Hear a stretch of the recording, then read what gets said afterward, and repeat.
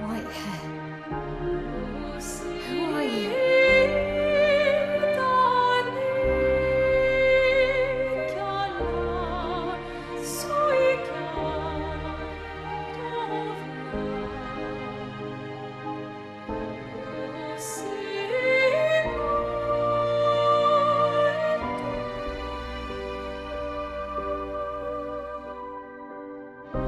Alicia, I told you to stay home.